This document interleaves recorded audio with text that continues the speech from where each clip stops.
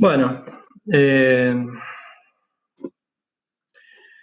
arrancamos. Primero quiero agradecer a mi director, a Adrián Piva, por el acompañamiento en esta tesis, a los jurados por las lecturas atentas de la defensa y de la predefensa primero y de la defensa y sus dictámenes, y bueno, y a todas las chicas que trabajan en la universidad y que están muy pendientes de estas instancias. Así que gracias a todos. Por la formalidad, el título de la tesis es Transformaciones estructurales, concentración y centralización de capital en la cadena productiva de cultivos extensivos, de la heterogenización a la homogeneización.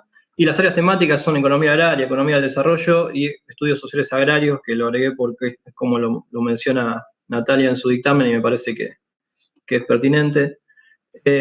Cuando hicimos la predefensa estaban los objetivos planteados, ahora están los hallazgos de la tesis en términos más generales, y lo que la tesis viene a aportar es un análisis del vínculo entre las recientes transformaciones productivas de la cadena de cultivos extensivos, puntualmente los cereales y oleaginosos, y específicamente observando las condiciones productivas del capital agrario, del eslabón agrario, en la cadena productiva, y la conformación de umbrales crecientes para la producción agraria que se ven, o yo los analizo estudiando el incremento de los volúmenes de capital necesarios para poner en producción una superficie agraria a lo largo del periodo bajo análisis.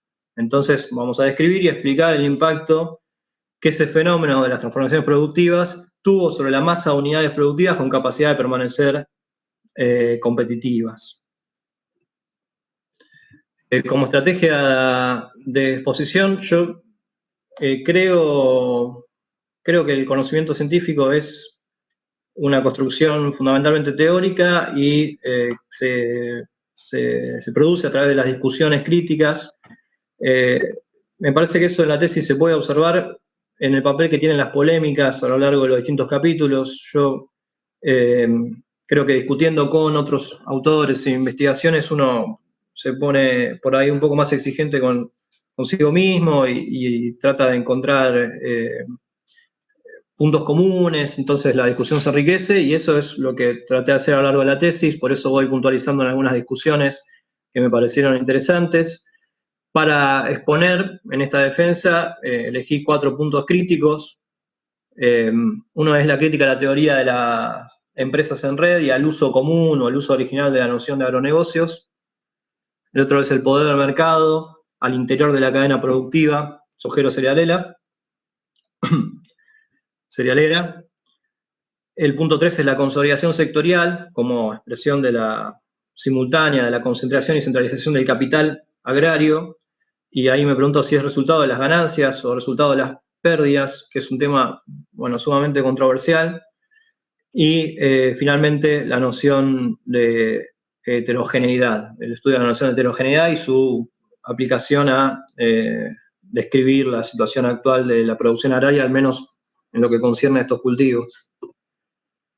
Pero antes, o para empezar con algunos aspectos teóricos, yo en la tesis lo que hago, bueno, ustedes ya lo leyeron, así que no los voy a aburrir repitiendo todo,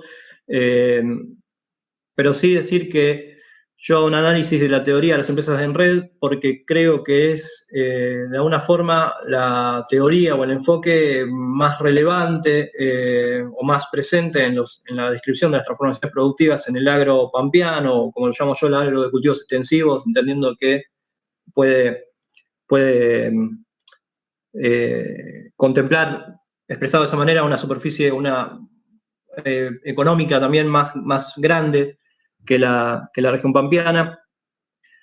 Ahí yo analizo la teoría de las empresas en red, planteando que está asociada principalmente al enfoque neo-schumpeteriano o evolucionista, pero que también está presente en otras investigaciones y que es muy transversal a la literatura especializada. La describo y la analizo en 4 puntos. Uno es que la agricultura pampeana funciona como una red productiva compuesta principalmente por empresas productivas agropecuarias que son miembros, ¿no?, de un entramado reticular y productivo, que el agente fundamental es el empresario innovador en el agro colombiano, en el agro de cultivos extensivos, que el cambio fundamental de esas transformaciones estuvo centrado en el desarrollo tecnológico y que estos cambios conllevaron también a transformaciones en el agente decisional. ¿Quiénes son las personas o la persona que toma las decisiones técnico-productivas y económicas de la producción agraria? Ahí yo sostengo la idea de que hay una confusión en cómo la teoría de las empresas en red describe estas transformaciones. La identifico centralmente en la idea de que mayor complejidad no equivale a relaciones de poder simétricas al interior de las relaciones productivas. Esto quiere decir básicamente que al plantear que hay una red que no tiene nodos y que todos se vinculan entre ellos y que conjuntamente esos nodos desarrollan la producción, lo que se difumina, lo que se pierde son las relaciones de poder. Entonces nuestra énfasis particular está en discutir esta teoría, pero para poder limpiar la pregunta de qué es exactamente lo que se concentra y se centraliza, qué es lo que está crecientemente más consolidado en la producción agraria cuando uno analiza estos cultivos y durante este periodo. La otra crítica que sostengo es una crítica al enfoque de los agronegocios, en lo que llamo su uso común o su uso original. Yo lo que planteo es que es necesario ir hacia atrás en la concepción y en el momento en que fue acuñada la idea de los agronegocios. Hoy por hoy también la literatura específica, la literatura de la sociología rural, es muy común usar la noción de agronegocios para describir algo que algunas veces no se termina de entender exactamente qué es. Hay investigadores y hay autoras y hay obviamente mucha gente que intenta llenar el concepto con teorías y descripciones propias. En mi caso, mi estrategia fue ir a reconstruir cuál era la construcción original que proponían los investigadores de Harvard, que acuñaron la noción, los famosos Davis y Goldberg. Y ahí lo que encuentro es que la teoría de los agronegocios es principalmente un enfoque metodológico, y que ese enfoque metodológico lo que trata de hacer es poner sobre relieve las crecientes interacciones entre agricultura y sectores industriales, los sectores proveedores de insumos y comercializadores de productos agrarios, y que como metodología tiene un vínculo muy cercano, tiene muchos aires de familia con otras metodologías que a lo largo de las últimas décadas intentaron poner sobre el tapete estas crecientes interacciones agroindustriales, como por ejemplo el enfoque de las filières de Malassís, el análisis de commodities, de cadenas de commodities de la nueva sociología rural norteamericana, de Friedland, las cadenas productivas globales como un enfoque que no estuvo específicamente centrado en el agro, pero que tiene mucho parentesco con el enfoque de los agronegocios. En este caso me refiero al trabajo principalmente de Guereffi, y por ejemplo también el uso de complejos agroindustriales que hace Graciano da Silva, el expresidente de la FAO, investigador estadounidense, de origen brasileño. Yo ahí lo que veo en el análisis del enfoque original del agronegocio es que hay una falacia de comunidad de intereses. Básicamente lo que plantean estos autores es hay más interacciones, y esas más interacciones entre el agro y la industria lo que generan es una mayor integración entre grandes y pequeños donde todo el mundo gana.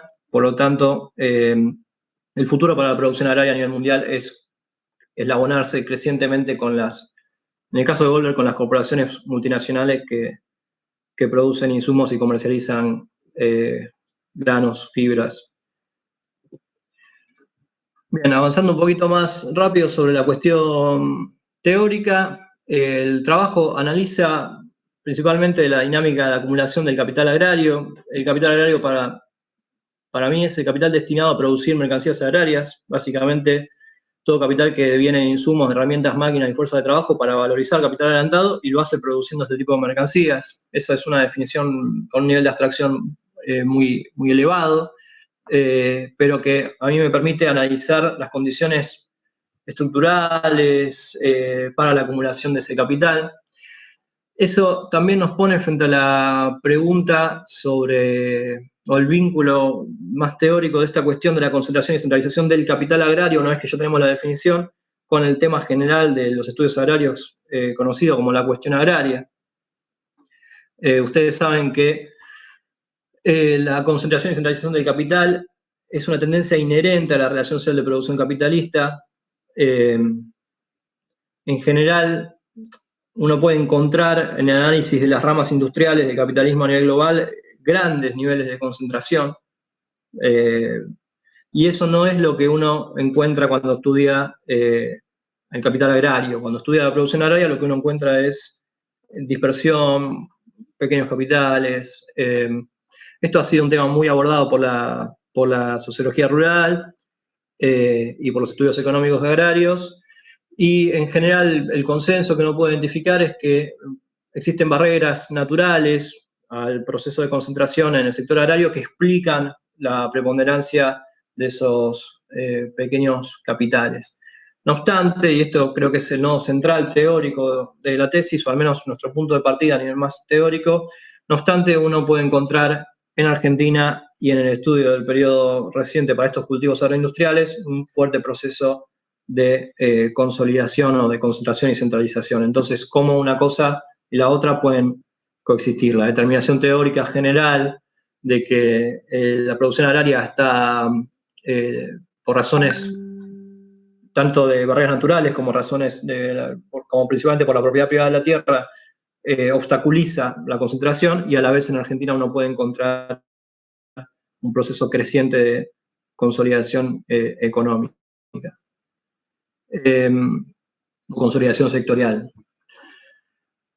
Bueno, y básicamente esto, cuando ven las comillas en la presentación, es porque es una cita de la tesis. Lo que dice es: la liquidación de unidades productivas de menor tamaño impresiona, no porque la situación actual de la producción agraria en Argentina se parezca a los sectores industriales consolidados, ni en Argentina ni a nivel mundial, sino porque se verifica un proceso en el que de a poco va tomando esa dinámica, esa forma, como se aceleran las condiciones de concentración de este tipo de producción.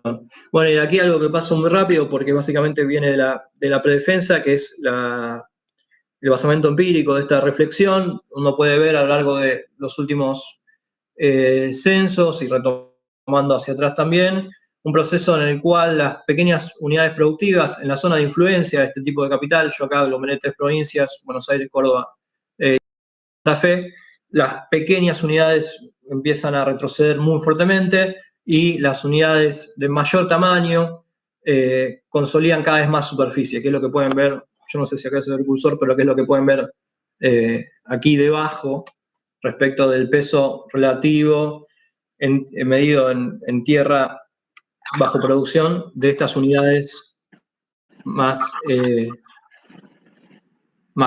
intermedias. Rolando, se ve el cursor, queda tranquilo. Bueno, gracias, mejor, así va a ser más sencillo. Y arriba, en términos absolutos, también se ve la liquidación de unidades económicas. Unidades económicas no es capital agrario, sino que lo tomamos como un proxy de lo que está sucediendo con el capital agrario, con las limitaciones estadísticas que tenemos. Bien, paso un poquito más rápido en función del tiempo. Esto es básicamente el mismo análisis, pero disgregado en categorías un poco más pequeñas, y también se puede ver acá. Bueno, el peso relativo creciente de unidades muy, muy grandes, de más de 20.000 hectáreas. Digo, estas unidades son realmente extraordinarias en el sentido de que un capital pueda tener en función esta cantidad de tierra. Pero no es tan raro que puedan tener 10.000, 20.000 hectáreas, que puedan tener 5.000 o 10.000 hectáreas bajo producción, y el peso relativo de estas unidades fue creciendo a lo largo de los últimos años también. Después el peso de las unidades más intermedias, por ejemplo de las de 10.000 a 2.500 hectáreas, se mantiene, al menos en el periodo de los últimos 2 censos, entre el 2002 y el 2018, y en 1988 venía siendo, en este caso, esta categoría de 1.000 a 2.500 hectáreas, venía siendo del 22%. O sea, pasó del 22 al 25 y se quedó en el 25%, y el área a la derecha, digamos, de de la moda creció un poco más también, o sea, las más grandes crecieron un poquito. Así que lo que uno concluye de ese análisis es, bueno, hay un proceso fuerte de concentración productiva que tomamos como parangón para la concentración económica. Bien, ¿cuál es la explicación de base? Y esto es, para mí, la forma de simplificar la exposición y la preocupación central de la tesis. ¿Cuál es la explicación de este proceso de concentración? Yo la fui a buscar en dos áreas, por decirlo así. Una tiene que ver con la dinámica propia de la cadena productiva, con una estructura de consolidado, disperso, consolidado, es decir, eslabón, ahora lo vamos a ver un poquito más, pero eslabón consolidado, eslabón disperso, eslabón consolidado, a eso me refiero. Y el otro canal de la explicación es la dinámica incremental de los costos que fue puesta en marcha por las transformaciones productivas que analizamos en el primer capítulo de la tesis, donde describimos a rasgos generales cuáles fueron las principales modificaciones en la manera de producir cultivos extensivos. Que yo considero que hay una explicación de tipo orgánica y sistémica de este problema. Y bueno, hay problemática, ahora vamos a hablar un poquito de qué significa que sea problemática. Bueno, entonces, ¿hay poder de mercado o no hay poder de mercado? La cadena, de una manera muy estilizada, muy sencilla, uno puede ver de esta forma: el eslabón consolidado de insumos industriales, el eslabón disperso de producción agraria y el eslabón consolidado nuevamente de industrialización y comercialización. Y aquí no me detengo en el análisis de cómo están compuestos en la tesis hay un análisis por empresa y cómo está, y se analiza más en detalle el sector. Simplemente hablar del tema del poder de mercado, analizando el eslabón exportador.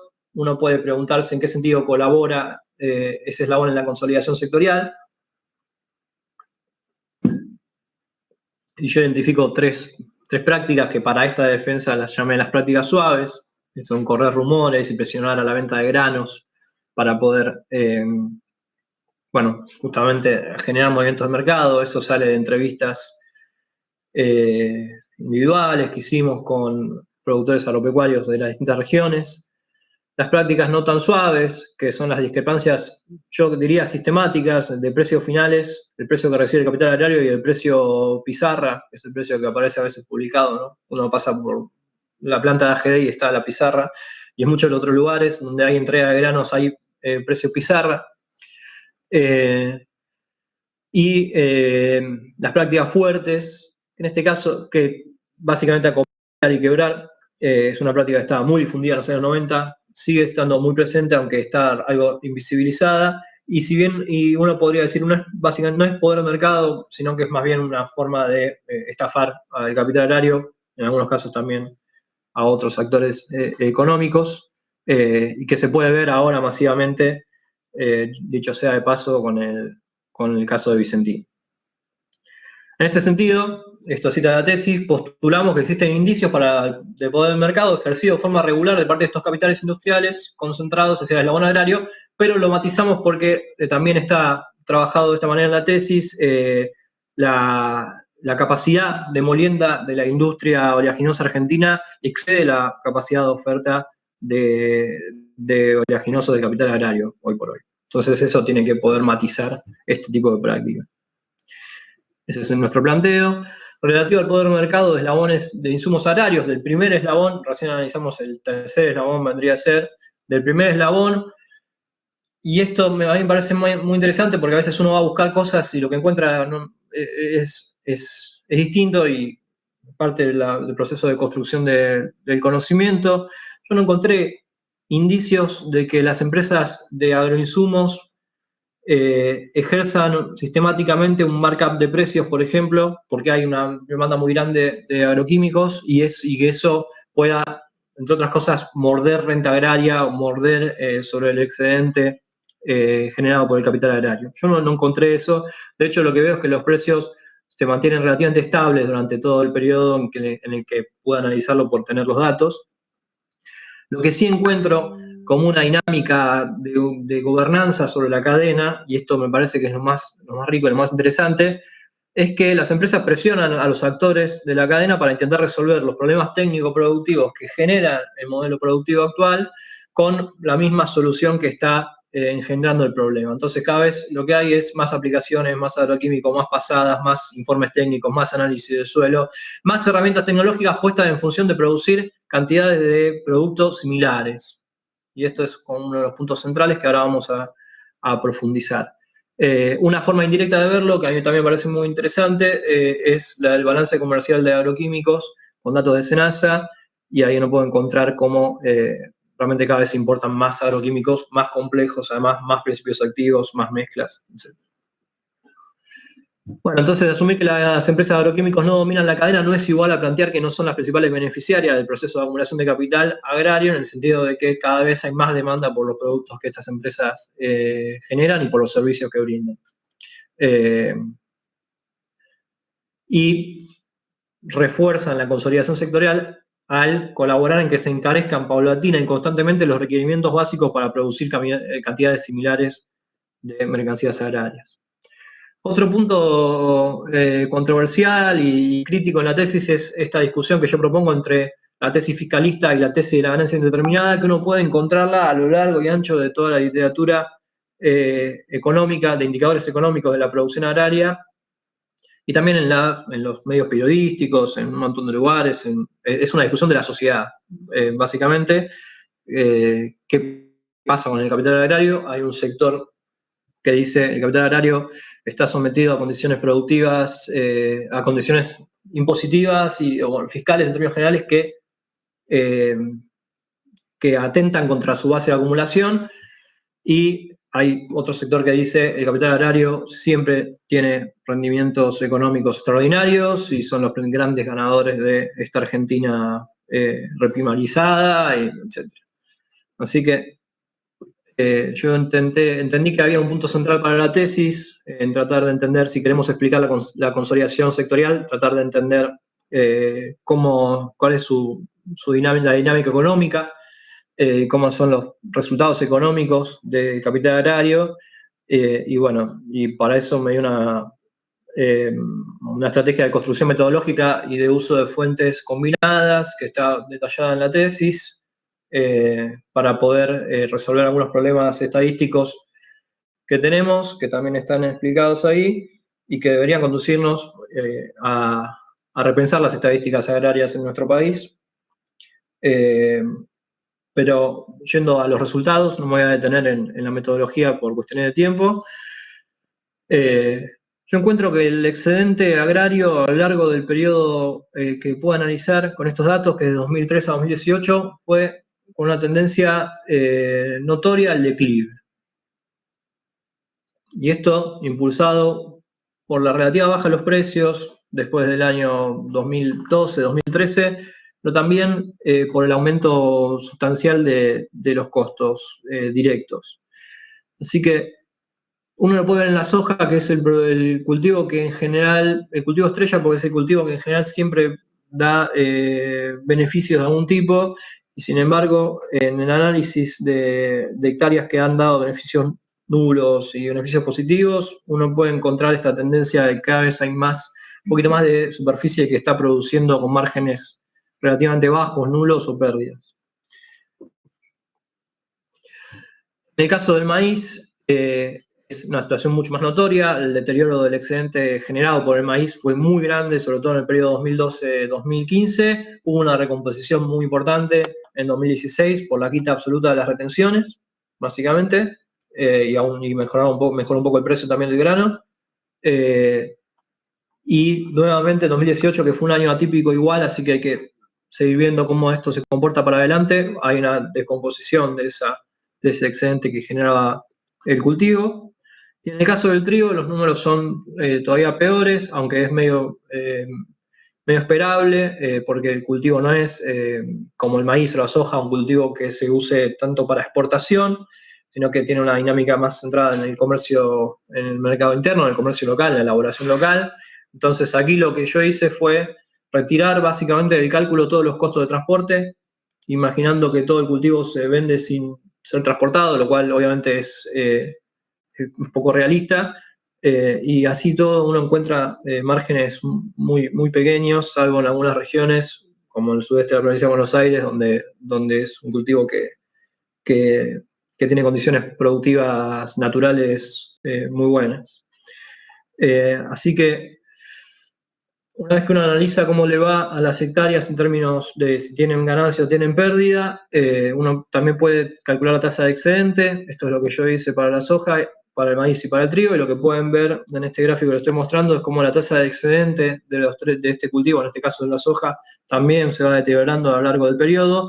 En algunas regiones, que son las regiones privilegiadas, nunca muestra tasas de excedente negativas, y eso es un dato muy importante. Es decir, en la zona núcleo, en la zona centro, en general, la soja tiene buenos resultados, en la zona sur tiene buenos resultados, aunque un poquito peores que en los otros lugares. Ya en el NEA y en el NOA y en Cuyo, como que acá que es básicamente San Luis, la distancia a los puntos de entrega perjudica mucho a la tasa de excedente calculada de esta manera. Lo mismo puede verse para el maíz, con similar desempeño por región, y para el trigo uno puede encontrar una correlación entre aquello que vimos en el análisis hectárea por hectárea y el análisis de las tasas. Y hay muchas regiones donde el trigo no se puede exportar y no es un trigo que se use por sus resultados económicos, sino tal vez por otras razones.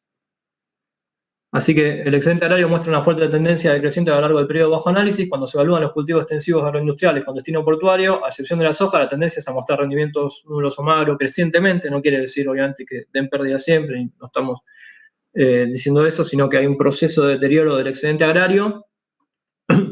Y las zonas históricamente privilegiadas, que son alrededor de 4 millones de hectáreas, no escapan a esa tendencia, pero sí muestran rendimientos económicos positivos o indicadores económicos positivos, salvo años malos por razones climáticas.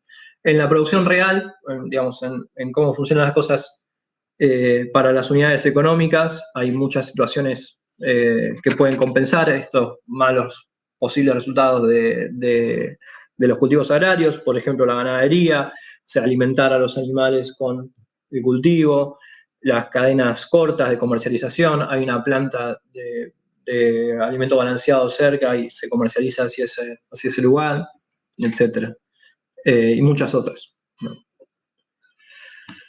Respecto de los costos de los agroquímicos, en este sentido es muy importante porque lo que estamos viendo es cómo se deteriora el excedente agrario, y lo que uno encuentra cuando estudia tanto en toneladas por hectárea como en costos por quintales, es que a lo largo de la etapa bajo análisis los costos asociados a los agroquímicos aumentaron fabulosamente hasta llegar a casi el doble en un periodo de un poquito más de 10 años. Hay muchas formas directas e indirectas de ver esto, y es algo que aparece constantemente, no solo en los números, sino también en las entrevistas que uno puede hacer con productores agropecuarios, con representantes económicos de capital agrario, con técnicos agrarios, ingenieros agrónomos, etc. Así que el costo de agroquímicos es un tema central para entender el deterioro del excedente económico. Y otro tema importante es el costo de los transportes. En este gráfico uno lo que ve es cómo se fue deteriorando, fue incrementando el costo de transporte a pesar de las sucesivas devaluaciones. Voy a pasar rápido porque está mejor explicado en otro gráfico que viene casi a continuación. Bien, otro punto central en este mismo sentido es el análisis del excedente económico, ya no por cultivo, sino en tanto unidad económica. En tanto una unidad económica lo que hace es producir varios cultivos por año. Yo lo que planteo acá es una discusión con la idea muy extendida de que la soja es un monocultivo y nada más. Creo que hay un punto intermedio entre sostener que la soja es un monocultivo y que el capital agrario, los productores agropecuarios, como suele decir, lo que hacen es producir soja sobre soja sobre soja sobre soja sin importarles las consecuencias productivas de mediano y largo plazo de esa práctica.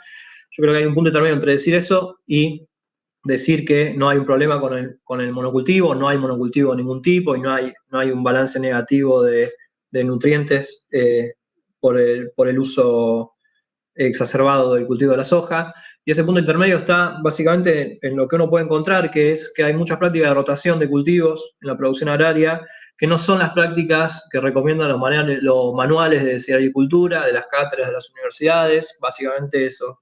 Los manuales lo que recomiendan son rotaciones de cultivo de 3 años, con muchos cambios de cultivos, con cambios de principios activos, con cambios que suponen costos económicos mayores que muchas veces el capital agrario no está dispuesto a desenvolver. Entonces, lo que yo hice, asumiendo esto, que hay un punto intermedio, que es que hay ciertas prácticas de rotación que están muy extendidas, fue asumir una práctica de rotación muy simple, muy básica y que no cumple con las condiciones técnicas recomendadas, que es imaginar que sobre una superficie X, la distribución se realiza en 2/3 para un cultivo y 1/3 para otro, y va cambiando el lote en el cual está el cultivo de rotación. Si fuera un campo de soja, en este caso, de 1000 hectáreas, tendríamos 2/3 de ese campo para soja ocupado con soja, 1/3 ocupado con maíz, y el año siguiente, durante el verano, el maíz iría a ocupar otro lote que no había ocupado en el año anterior. Espero que se entienda, por ahí expresado así. Bueno, creo que se entiende. En definitiva, lo que hace el modelo es tratar de simular cómo evoluciona el costo asociado a este tipo de práctica con esta propuesta de modelo, y lo que uno ve es un aumento, ahora sí, muy, muy relevante del volumen de capital promedio necesario para sostener esta práctica de rotación. Yo creo que acá es uno de los grandes aportes de la tesis, porque es un tema que uno no puede encontrar fácilmente en la literatura. En general no se modela en rotación de cultivos, en general se toma un cultivo y es siempre el que tiene mejor resultado económico, y se trata de suponer la dinámica económica o la dinámica de la acumulación de capital agrario en base a eso, y a mi modo de ver eso es un error, o induce a asumir que la realidad de la acumulación de capital en el sector es una distinta a cómo se estuvo dando en este último periodo de tiempo.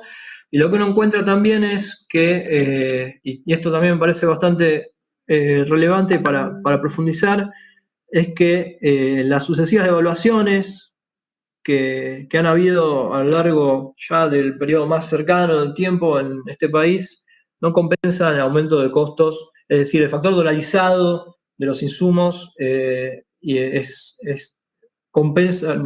suficientemente grande como para que no sea compensado con devaluaciones los costos totales asociados a este tipo de producción. Se compensan un poco, básicamente eso.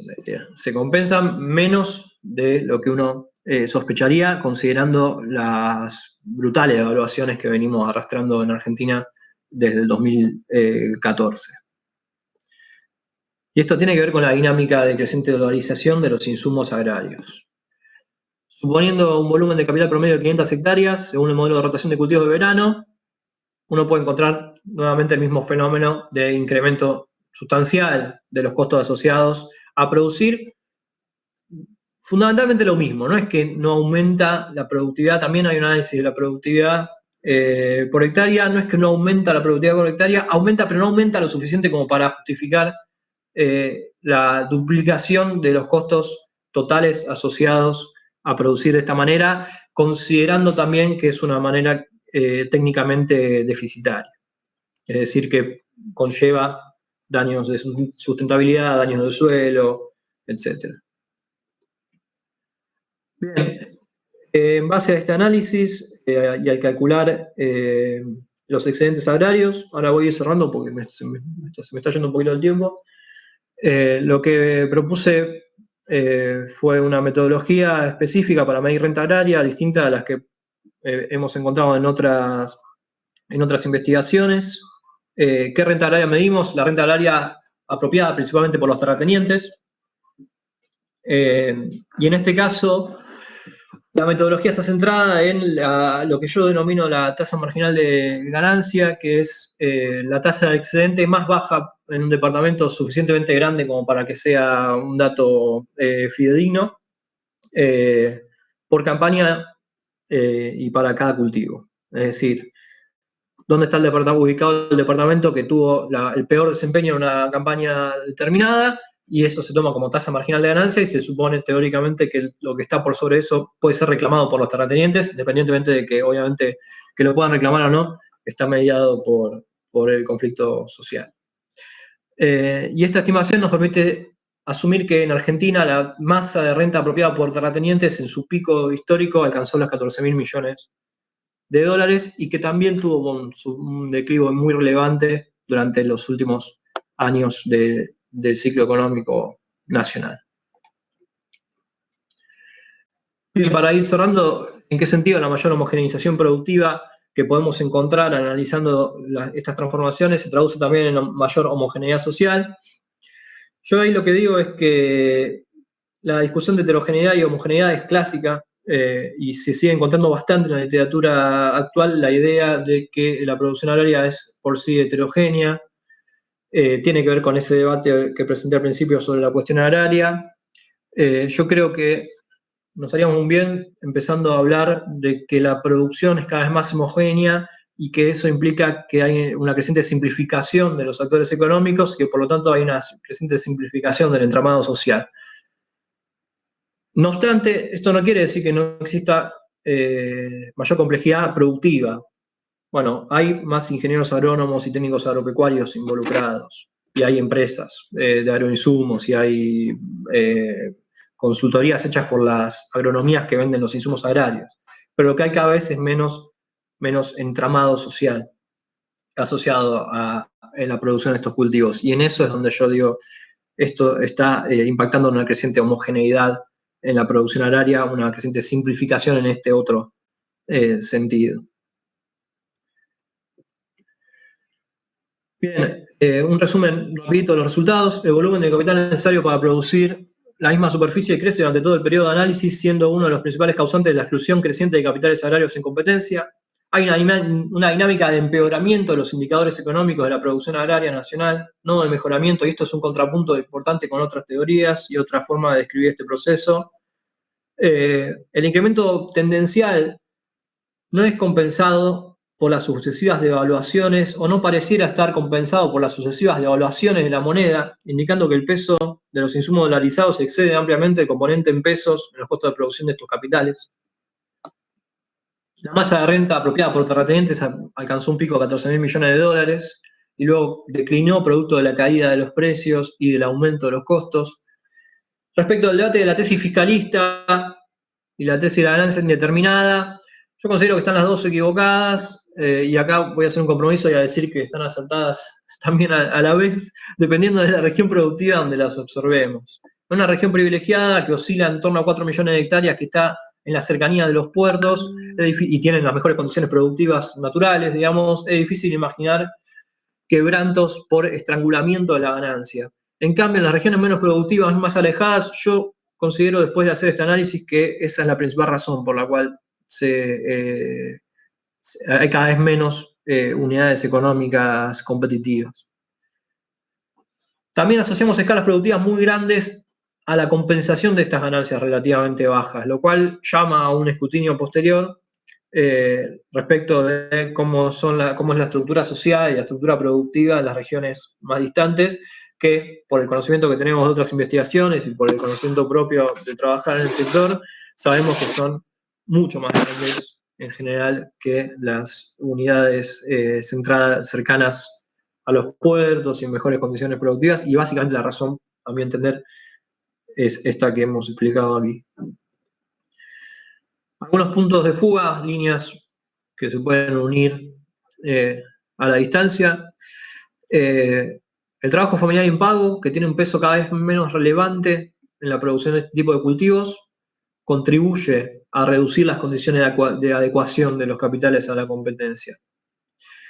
Y me hago tres preguntas. ¿Colabora la dinámica que observamos del excedente agrario en explicar la sobreexplotación lo pongo entre comillas, hay una explicación ahí de qué significa teóricamente, de la fuerza de trabajo, o simplemente hay sobreexplotación porque hay desorganización social y avaricia de los capitalistas agrarios. ¿Es viable una reforma de la ley de semillas desde el punto de vista del capital agrario en estas condiciones que hemos observado? Y aquí me parece que hay un punto interesante también porque es difícil encontrar productores agropecuarios, o sea, representantes económicos del capital agrario que defiendan la ley de semillas. Los hay, pero no es tan sencillo como decir el interés de Monsanto y las empresas transnacionales está asociado a el de los grandes productores agropecuarios, medianos productores agropecuarios, etc. Eso me parece que es muy difícil de fundamentar. La necesidad de aminorar costos en la lucha competitiva del capital agrario va a llevar a un cuestionamiento del modelo productivo actual, y en caso de que lleve a un cuestionamiento del modelo productivo actual, ¿quién lo va a conducir? APRESID, las empresas de agroinsumos que van a producir productos biológicos como hacen en otros países, los movimientos sociales, el Estado desde la Secretaría de Agroecología. Bueno, yo creo que esto es parte de las líneas que uno puede reinterpretar a partir de algunos de los resultados de esta tesis. Algunos comentarios de los jurados que me parecieron importantes tratar de atender. ¿Por qué no se trabajó más exhaustivamente el periodo 96-2000? Bueno, básicamente es cierto, yo creo que está repuesto los finales de los años 90 a partir de otras investigaciones previas, y después hay una carencia de estadísticas. Al menos yo no pude producir datos antes del año 2003 para hacer este análisis que mostré en la defensa, así que creo que ahí hay un pequeño vacío estadístico que me resultó difícil de resolver. ¿Por qué identificar los agentes económicos en tanto, por ejemplo, capitales y no capitalistas? Y si hay riesgo de despersonificación, y sí los hay, en el sentido de que nosotros asumimos un nivel de abstracción muy grande para tratar de explicar las condiciones de acumulación de capital en tanto relación social de producción. Las empresas agrarias y los capitales agrarios pueden discernir muchas cosas. Una empresa agraria puede elaborar alimentos, puede tener una financiera, puede tener, no sé, puede estar asociada a una empresa contratista o ser una empresa contratista que además produce, y eso obviamente cambia las condiciones de reproducción de cada unidad económica en sí. Cuando analizamos el capital agrario destinado a cultivos extensivos, lo que tratamos de ver es cuáles son las condiciones para producir esos cultivos puntualmente, a sabiendas de que después en la realidad en concreto, bajado otro nivel de abstracción, hay muchas cosas que están ahí mezcladas. Las barreras naturales, digo yo, son barreras tecnológicas. ¿Qué pasa con las sequías e inundaciones? Dice Pablo Volkin, que son cada vez mayores, cada vez más, además, y que perjudican al ciclo agrícola. Bueno, eso es real. Yo creo que en este punto estaba pensando en un universo mucho más adelante en términos tecnológicos, cuando no sea extraño controlar los climas, por ejemplo. Y creo que ahí es donde lo más difícil es pensar mucho más allá de lo que tenemos adelante. Es cierto que hoy por hoy estamos muy lejos de que se superen las barreras tecnológicas de la producción agraria para este tipo de cultivos. ¿Y por qué no abordar la crítica de los enfoques extractivistas y otros enfoques que yo menciono en la introducción, dice Fernando Porta, y solo centrarse en las teorías de la empresa red?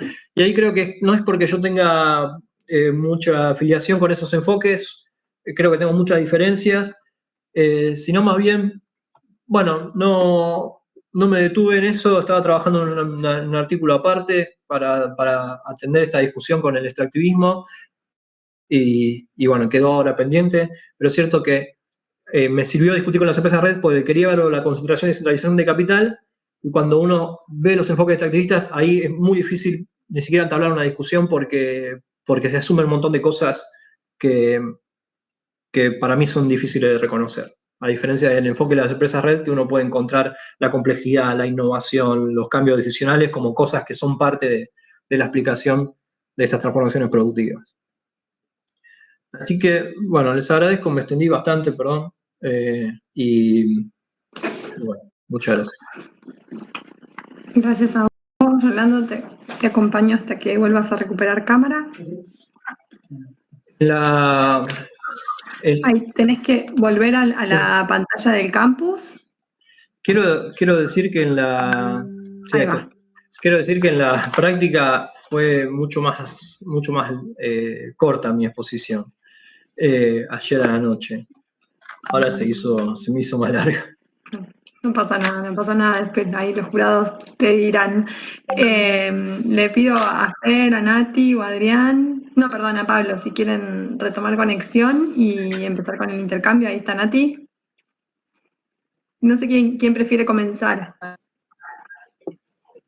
Como ¿querés empezar, Fernando? O si no, voy yo si quieren. No, te acepto la invitación, así Bueno. arrancamos. Bueno, a ver, como ya manifesté tanto en el predictamen como en el dictamen posterior, la verdad a mí me parece un trabajo hay un trabajo de investigación profundo, de mucha calidad, hay una revisión cuidadosa, crítica de la literatura disponible, hay un riesgo asumido en la discusión, digamos, que me parece que es una audacia muy saludable. Creo que la tesis desde ese punto de vista se pelea con algunas, yo no soy un experto en este campo en particular, pero tengo una cierta dimensión general de la controversia en la cuestión agraria, y me parece que Rolando interviene en eso activamente y con fundamentos. Hay varios pasajes de la tesis en particular donde él discute aspectos teóricos o elabora cuestiones metodológicas para poder trabajar de mejor manera acercando las categorías de análisis a la forma en que la información está disponible, etcétera, que me parece muy meritoria, digamos, ¿no? Es decir, desde todo punto de vista le veo mucho mérito a la tesis. Disfruté mucho de la lectura, porque y sin haber entendido originalmente por qué Rolando me había convocado como jurado, ahora no se lo voy a cuestionar, porque la verdad que siento que aprendí con esta lectura, digamos, ¿no? Hay algunas cuestiones. Rolando retomó algunas de las cosas que produjimos en los dictámenes, etcétera. En realidad, mi comentario sobre por qué enfatizar uno de los aspectos de la discusión teórica y no el otro, es un comentario más bien casi, no es de fondo, yo diría que es casi metodológico sobre la forma en que la tesis es expuesta, ¿no? Es decir, la tesis arranca diciendo, me voy a pelear tengo dos paradigmas, no me siento cómodo con ninguno, y entonces, entiendo por qué, yo creo que entiendo por qué, o tengo una cierta idea, una intuición. Para Rolando, discutir con la teoría de los agronegocios y de las empresas en red sirve a la construcción de su propia interpretación de la cuestión, ¿no? Es decir, me parece que en realidad su crítica a los enfoques extractivistas, por lo menos hasta donde yo pude verlo, tiene que ver más bien con, la verdad que se ocupan de otras cosas, es decir, tienen propósitos distintos a los que yo tengo, no discuten acerca de cómo es la configuración o la forma de capital agrario y demás, sino que, en cierto sentido, discuten sobre las consecuencias del modelo, para decirlo de algún modo. Y entonces, bueno, esto a mí no es el tema que me interesa, por lo menos por el momento, ¿no? Pero, de algún modo, probablemente como está presentada esa cuestión, quizás convendría haberle dedicado mínimamente una explicación a la racionalidad de por qué tomo solo uno de los muñecos de paja y no el otro, digamos, ¿no? Era simplemente eso. A mí todavía el tema de asociar homogeneización productiva, homogeneización social, me queda todavía un poco no termino de convencerme, digamos así. Si uno dice, bueno, tendencialmente, y bueno, sí, probablemente. Pero me parece que todavía no veo tanta evidencia de esa cuestión. Así como veo evidencia de una cierta tendencia a la homogeneización productiva, básicamente motorizada por el tema de la necesidad de escalas mayores, que están adosadas a ese paquete tecnológico, digamos así, y a ese modelo de negocios.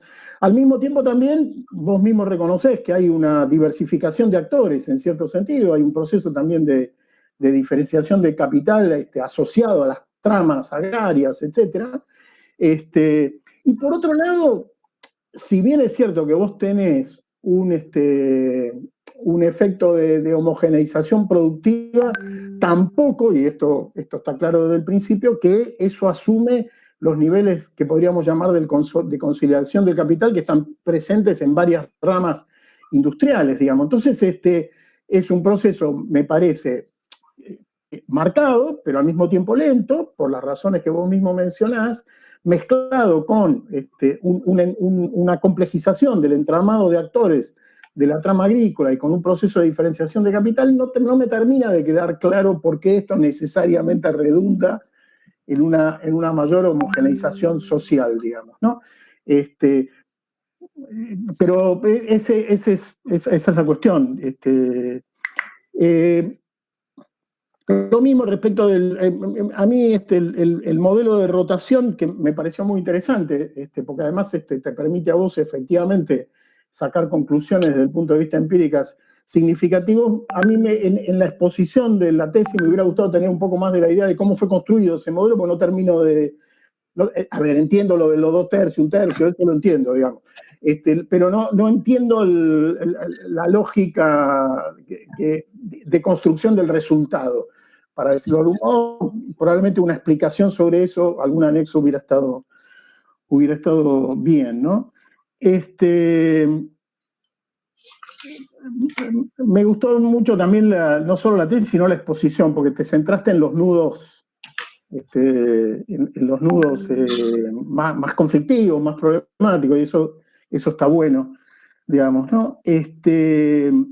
Yo coincido totalmente contigo en el tema del déficit principal que tiene la teoría de las empresas en red, que es la ausencia total de consideraciones sobre la competencia intercapitalista, digamos. Ahí me parece, son tesis que no asumen de ningún modo hipótesis de conflicto entre capitales, hipótesis de conflicto social, etcétera. Me parece bien.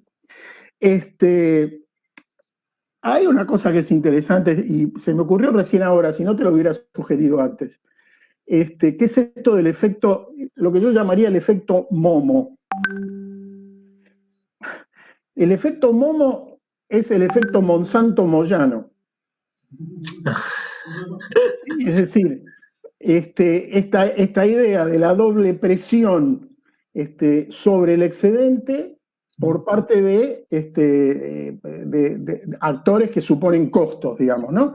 Entonces, claramente hay un efecto Monsanto en el sentido que hay un costo mayor de los agroquímicos, probablemente, como vos decís, no expresado desde el punto de vista de los precios, sino expresado desde el punto de vista de la necesidad de un mayor, digamos, hay un cambio en el coeficiente técnico del uso, digamos, y lo hace más intensivo por un lado, y por otro lado el tema del costo de transporte, que probablemente esté asociado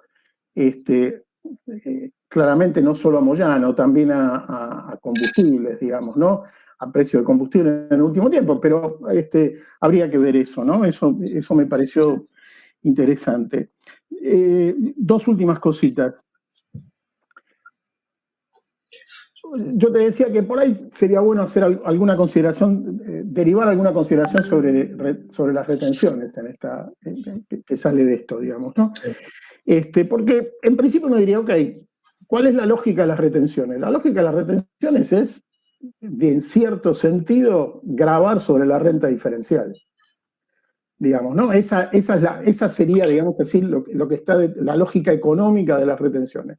No lo estoy hablando no lo estoy proponiendo las retenciones como un recurso fiscalista, sino como un recurso redistributivo, digamos, ¿no? En última instancia, lo que explicaría y lo que está detrás de las tesis de la estructura productiva desequilibrada y y los tipos de cambio diferenciales y toda esa historia, en última instancia es eso. Digamos, hay una renta diferencial que está asociada a rentas naturales y por lo tanto es razonable que la sociedad trate de participar de algún modo sobre esa cuestión. Y el modo que participa es a través de un mecanismo exactivo tipo retenciones, digamos, ¿no? Ok. Ahora, los cálculos que vos haces, digamos, ponen en cuestión bastante el esquema, en el sentido de que ya no es solo una complejización de un esquema por cultivo, digamos así, ¿no? Sino que además claramente aparecería un tema de un esquema por regiones y un esquema por tamaño, probablemente. Digamos, no...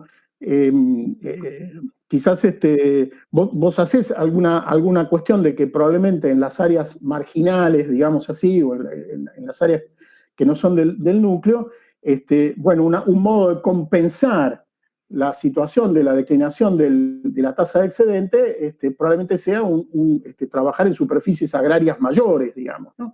Entonces, bueno, ahí debe haber algún tipo de cosa. Pero alguna reflexión acerca de esto me parece que sería interesante. Y después lo otro es simplemente una pregunta movilizada por uno de tus últimos comentarios en la exposición, que es el tema de sobreexplotación de la fuerza de trabajo agraria. Y vos decís, será como un punto no tratado todavía, pero de una cosa así como, ¿será que esta presión sobre la tasa de excedente está empujando, digamos, una tendencia a la sobreexplotación de la fuerza de trabajo, digamos, ¿no? Yo no tengo referencias sobre esto, pero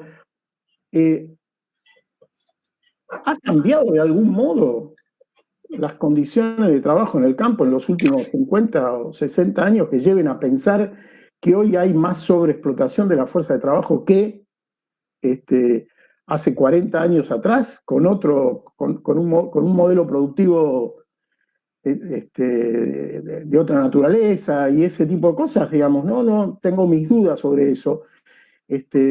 ¿No? Estaríamos hablando de un margen de sobreexplotación sobre una sobreexplotación promedio significativa desde hace mucho tiempo, si uno la mira desde el punto de vista de las condiciones de trabajo y si uno lo mira desde el punto de vista de la tasa de salario en el agro, ¿no?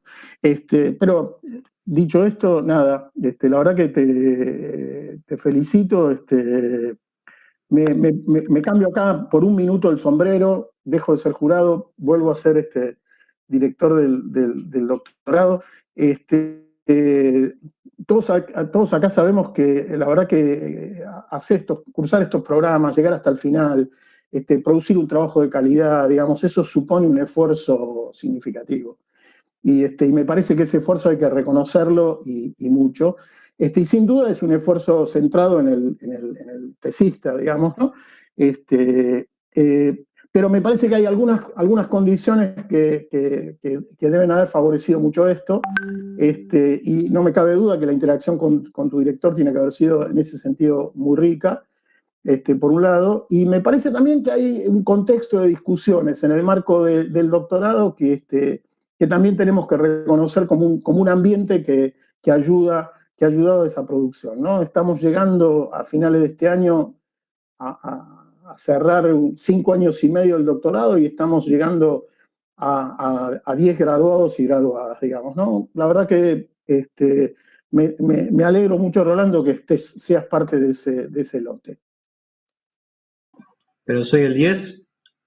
No sé si sos el 10, en ese sentido después las chicas me pueden ayudar, pero ahí nos fijamos. Si no sos el 10, sos el 7, el 8 y hay otros 2 que... El 8. ¿No? Mirá, el 8. No está mal. Vos viste que el 8 siempre fue visto como un creativo por derecha, digamos, no es tu caso, pero asumilo. Bueno, es un buen número igual. Voy yo. Rolando, ¿vos le querés contestar algo a Fer o querés que continúen Nati y Pablo y después le contestás a los tres juntos? No, claro, después. Escuchamos Buenísimo. todo. Buenísimo. Bueno, voy Cuando yo. quieran. Bueno, un poco para no repetir algunas cosas que ya dijo Fernando, y además digamos, tampoco reponer todo el dictamen el predictamen que envié, sí plantear, como dijo Fernando, que realmente es un trabajo que considero de mucho valor, o sea, que es plantea realmente una perspectiva creativa y crítica respecto a un problema muy central. Está muy bien estructurado y es de muy fácil lectura, lo cual es un plus también, digamos, considerando la cantidad de información que se trabaja. Luego, digamos, hay algunas observaciones generales y que tienen que ver también con los elementos que se estructuran a lo largo de la tesis, pero que también, digamos, disparan nuevas interrogantes o aspectos que realmente es interesante, digamos, profundizar a futuro, ¿no? Siendo algunos comentarios específicos respecto de la tesis, y de nuevo, sin retomar necesariamente lo que planteé en el dictamen, me parece que uno de los aportes, digamos, que tiene que ver con esta, digamos, explicación y análisis empírico detallado respecto del incremento constante de los costos y la escala, y que eso me parece que es un elemento interesante porque a lo largo de los últimos 10, 15 años ha habido una cantidad de trabajos, si se quiere, más acotados, más de corte cualitativo, entre otras cosas por la falta de datos estadísticos más actualizados, que de alguna manera fueron dando cuenta de este proceso de una manera más sistemática, si se quiere, más vinculada con las prácticas concretas. Pero bueno, yo no podía evitar pensar o reponer en mi cabeza los testimonios de los productores del sudoeste que decían cuando vivían, antes, con unas pocas fanegas vivíamos, y ahora lo único que hay que hacer es producir cada vez más y más, ¿no? O sea, en realidad eso es volver, digamos, traducir en datos observables y a partir de series de datos, un proceso que atraviesa la experiencia de los actores que están en el agro, pero que, bueno, digamos, tienen en principio ese registro inicialmente, pero bueno, esto lo traduce en términos más de un proceso más global, lo cual me parece que es en sí mismo un aporte de mucha importancia. Hay, digamos, en la descripción de este proceso, además, o sea, es muy fuerte el eje puesto en los cambios en el proceso productivo, y ahí hay un énfasis en la exposición, por lo menos a lo largo de la tesis, también un poco se retomó en la defensa, respecto de la creciente complejidad del proceso productivo.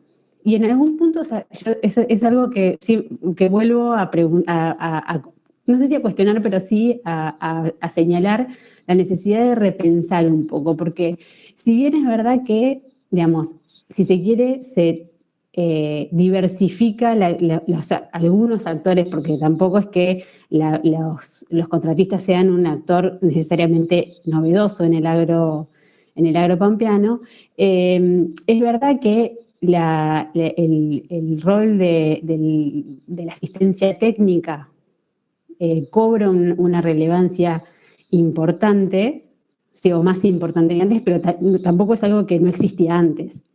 Por lo tanto, o sea, yo hablaría más de una especie de profesionalización, porque además una cuestión es que el proceso, digamos, la innovación que implicó en todo caso el paquete tecnológico de la siembra directa y demás, en realidad se estandarizó bastante rápidamente. Y si bien algunas áreas de la región pampeana llegó un poco más tarde, la complejidad del proceso es más bien baja, porque en realidad es la articulación de 3 elementos y de alguna manera eso se ve también reflejado en que el tipo de intervención del asesoramiento técnico fue pasando de planificaciones complejas respecto de cómo articular diferentes tipos de actividades dentro de las unidades productivas, de diferentes manejos respecto de diferentes problemáticas, a convertir a los asesores técnicos que supuestamente, se identifican con la avanzada y con la solución de todos los problemas en términos tecnológicos en meros recetadores. O sea, es dicho por ellos mismos, ¿no? O sea, los agrónomos se vuelven recetadores porque en realidad lo que hay es que aplicar es una receta.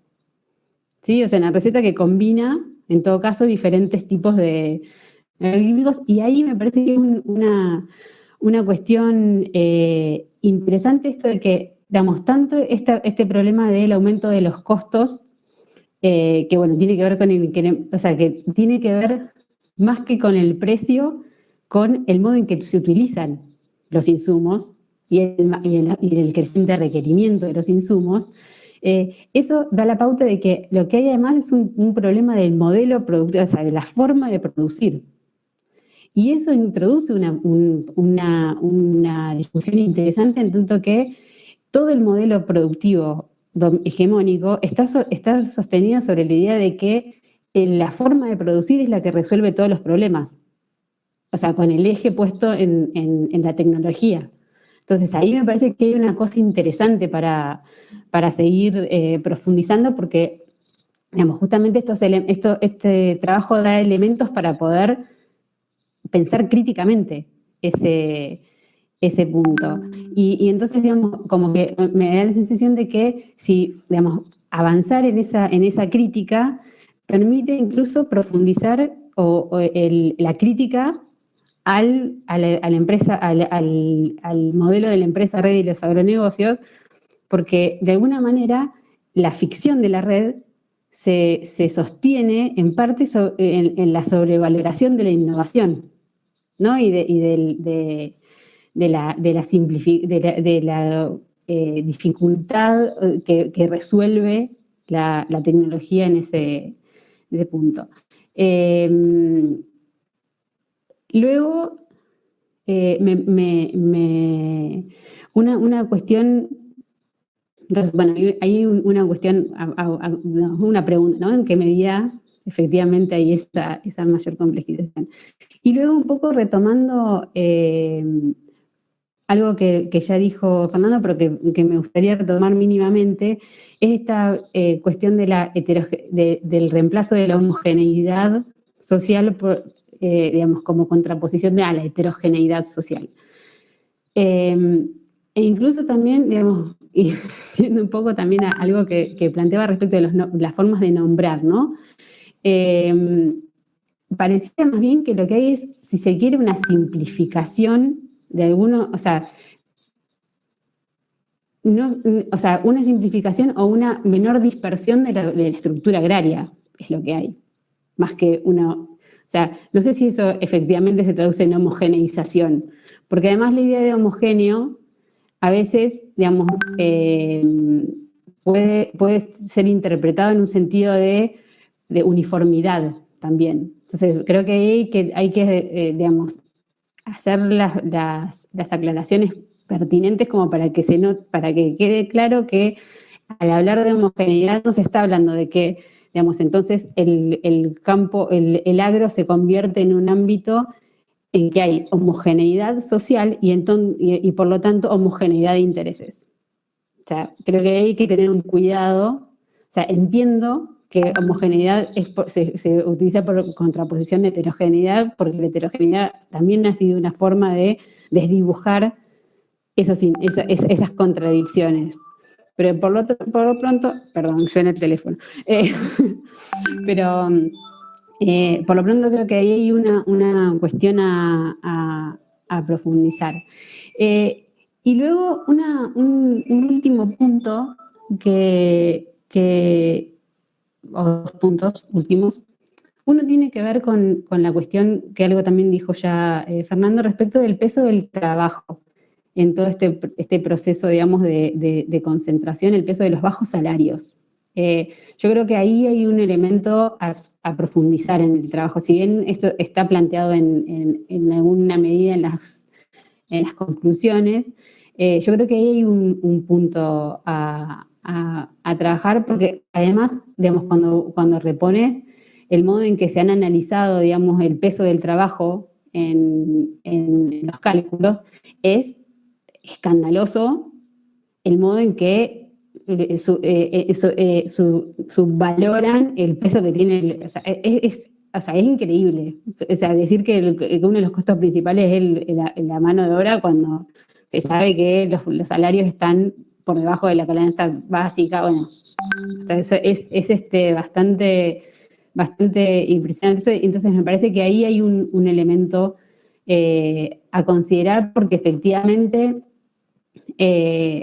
hay algo del cambio de la forma de organización del trabajo que incide en este proceso, pero creo que no está, o sea, si bien ha habido trabajos, digamos, que han avanzado en ese sentido, como lo de Juan Villuya, que, digamos, ha sido de los pocos o sea, porque además es eso, ¿no? O sea, todo este proceso se ha dado de la mano de la invisibilización de muchos actores, y principalmente de los trabajadores. O sea, los trabajadores no han aparecido, o sea, incluso en los estudios donde pretenden hablar de estructura agraria, los trabajadores no aparecen, y en el modelo de empresa red, por supuesto, tampoco. Entonces, hay que ver que esas omisiones no suelen ser casuales, ¿sí? Entonces, ahí yo creo que hay un elemento a considerar. Y luego, digamos, un poco también teniendo en cuenta este planteo de las rotaciones, que me parece que es muy importante, a lo largo de toda la investigación lo que aparece es que, o sea, si bien hay costos crecientes y demás, o sea, el excedente existe, ¿sí? Y a pesar de todo, la superficie se expande. O sea, bueno, ahora no sabemos muy bien porque los datos son un poco inconsistentes, pero en principio, digamos, la producción sigue adelante, ¿no? O sea, concentrándose, pero sigue adelante.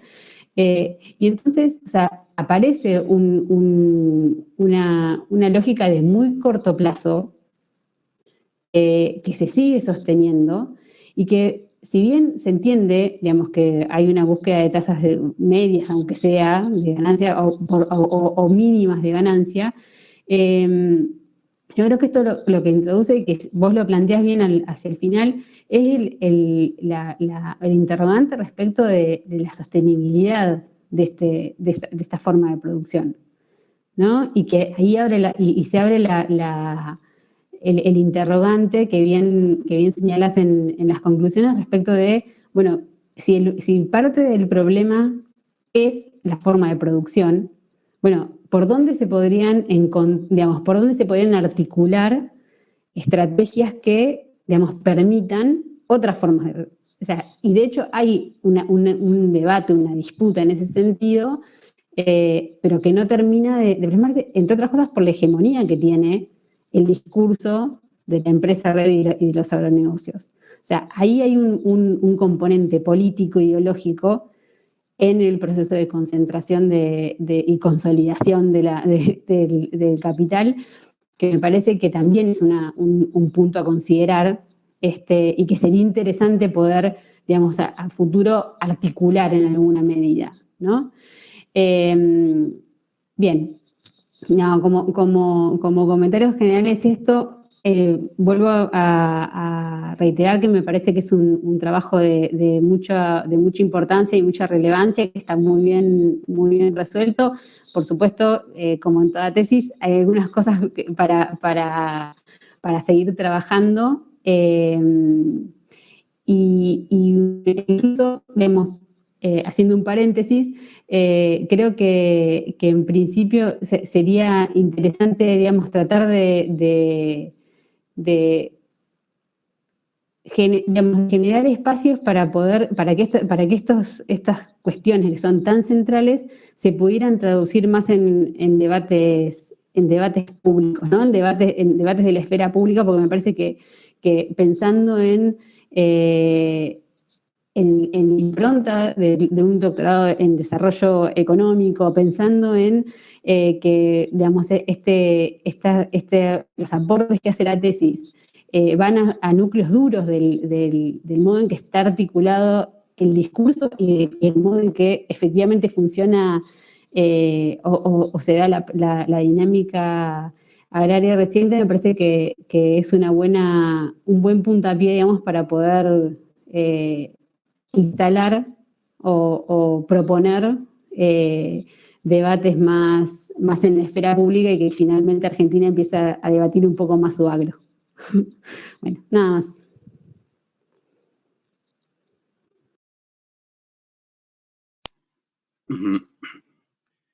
Bueno, me deja la difícil tarea de cerrar.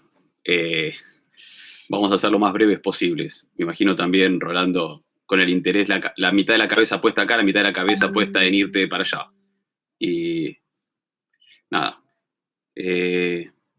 Bueno, en principio lo que quiero decirte es que la tesis me gustó mucho.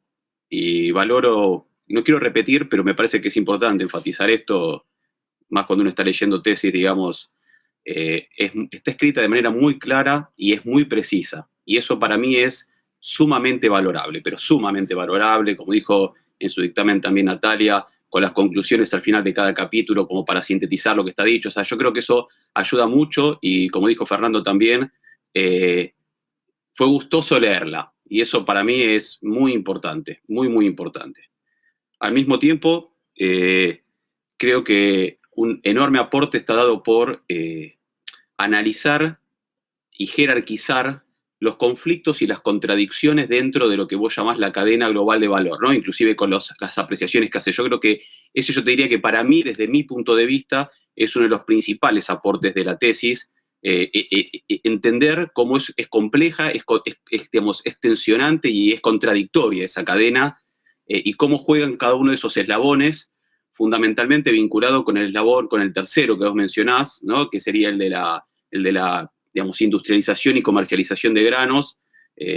Bueno, yo de acá es un jurado bastante variopinto, entiendo que Fernando es economista, Natalia es socióloga y yo soy historiador. Yo trabajé sobre estas problemáticas de la exportación de granos durante la etapa agroexportadora y la verdad que a mí me dio muchos insumos para pensar los problemas de hace 100 años atrás, ¿no? Y las continuidades en relación a estas problemáticas que me parecieron, la verdad, muy, muy buenas. En ese sentido, coincido plenamente y creo que es un gran aporte en la tesis cómo opera hoy en día ese eslabón final, y me quedé pensando bastante, inclusive vos lo enfatizaste en tu presentación, sobre el primer eslabón, y yo pensaba cómo incide, más allá de que vos planteas de que no hay una gran captación en relación a que se maneja por los costos y lo demostrás muy bien, yo pensaba en el impacto diferencial en los diferentes estratos de productores, o sea, cómo puede negociar un tipo que produce en 20.000 o más y cómo un tipo de 500 y cómo, ¿no?, esos capitales en relación a ese primer eslabón particular. Un segundo elemento que me pareció muy importante y un gran hallazgo fueron las entrevistas a informantes claves. Yo creo que es un enorme aporte a la tesis que permite integrar fuentes de carácter cuantitativo con fuentes de carácter cualitativo, y en ese sentido, por ejemplo, en particular me acuerdo de la entrevista, te la mencioné ahí en la devolución en el dictamen, sobre la determinación de los precios de venta, en donde en realidad ese capital agrario, entiendo relativamente pequeño, entre comillas, no sabía ni cuánto le iban a pagar en función de cuándo vende, por qué puerto despachan, etcétera. Y yo creo que eso entiendo a la complejidad y al debate que está abierto en torno a las tasas de ganancia, llamémosle así, dentro del capital agrario estrictamente como vos analizás.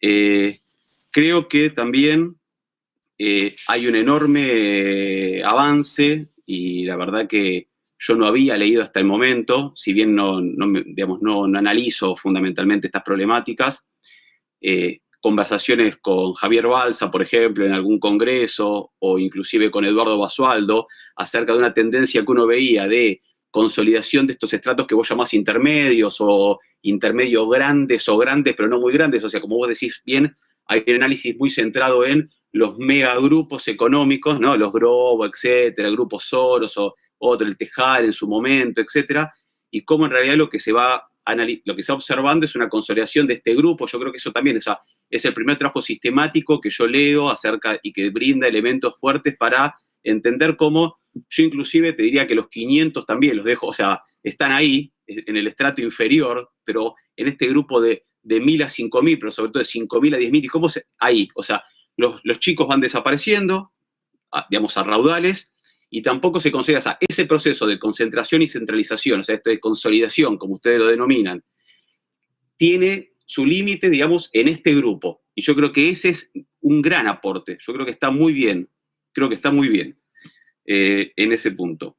Y en ese sentido, coincido plenamente con Natalia, yo también había anotado, porque yo creo que hay una homogeneización en en el proceso productivo en sí, ¿no? En los factores que se requieren para producir, en los insumos, etcétera, y que eso también tiende a cierta homogeneización, pero entendido, como dice ella, no eliminando la diversidad que puede existir y los conflictos, porque creo que, nuevamente, vos estás intentando permanentemente reponer el conflicto dentro de la estructura agraria, pero a veces ese concepto de homogeneización, si no se hace la precisión que dice Natalia, yo me había notado exactamente lo mismo, puede dar cuenta de que en realidad desaparecerían esos tales conflictos. Aunque yo creo que sí, que efectivamente uno puede pensar en términos de homogeneización, en términos de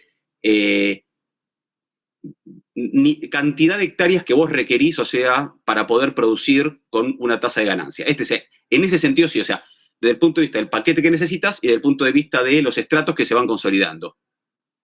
O sea que, y al mismo tiempo también, el tema de las escalas. Yo creo que hay un tema de escalas, y en ese punto sí, yo creo que en la tesis se mencionan y se analizan, pero por momentos pierden relevancia. O sea, y esto voy a hacer una aclaración absolutamente personal para que se entienda también quizás ahora algunos otros comentarios de dónde provienen. Tengamos en cuenta que yo trabajo en el equipo, o sea, hace 16 años con Juan Manuel Villuya, que analiza a los trabajadores rurales hace 16 años, y con Diego Fernández, que trabaja estos mismos problemas hace 20 años. Entonces, no puedo, o sea, te pido disculpas y lo quiero explicitar acá porque si no, me parece... prefiero la sinceridad de parte mía, e inclusive con Diego algunas cosas de tu tesis interactué, digo, che, mirá, Diego, y nada, estuvimos ahí,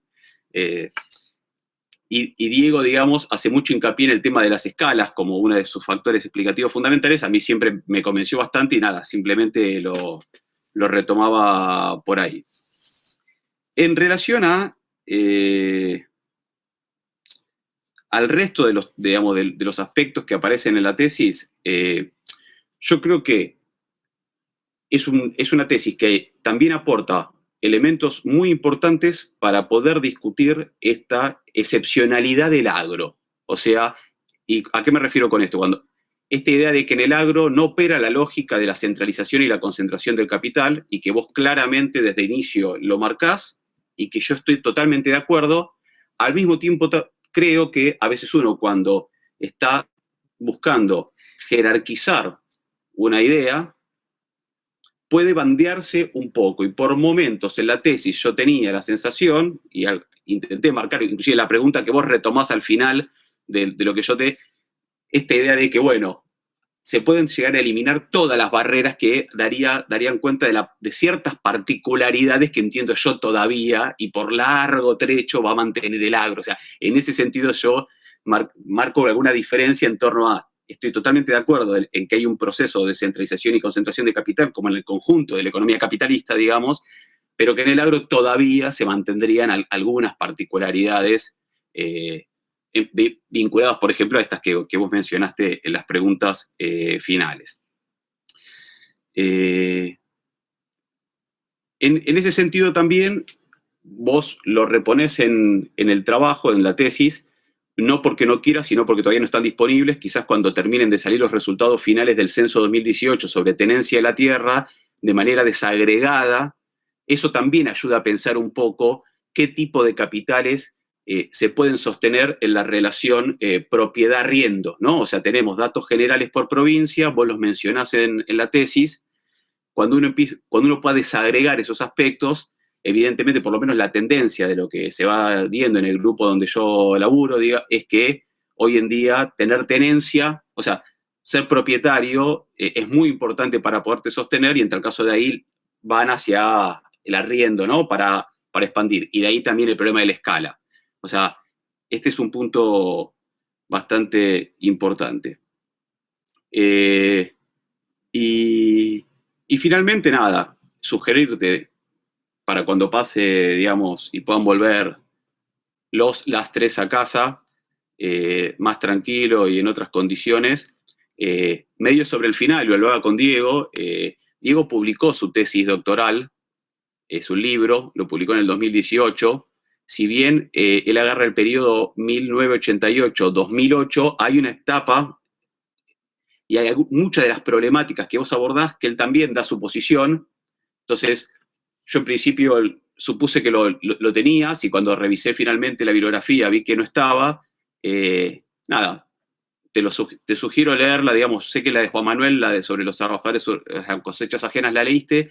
La de Diego, que se llama Desierto Verde, sobre el proceso de concentración en la agricultura pampeana, reitero, hasta el 2008, y vos vas 10 años más, con lo cual es muy importante. Pero inclusive Diego había sacado en 2017 un debate con la teoría de la empresa en red, que quizás algunos insumos verás que empalman con lo que vos planteás en torno a la crítica, porque tanto vos como él podemos llamarlo que están en el amplio abanico de las teorías marxistas, llamémoslo así, ¿no? O sea, dentro de la concepción marxista ambos se encuentran con sus diferencias, pero dentro del amplio marco, y me parece que puede aportar a pensar finalmente el problema.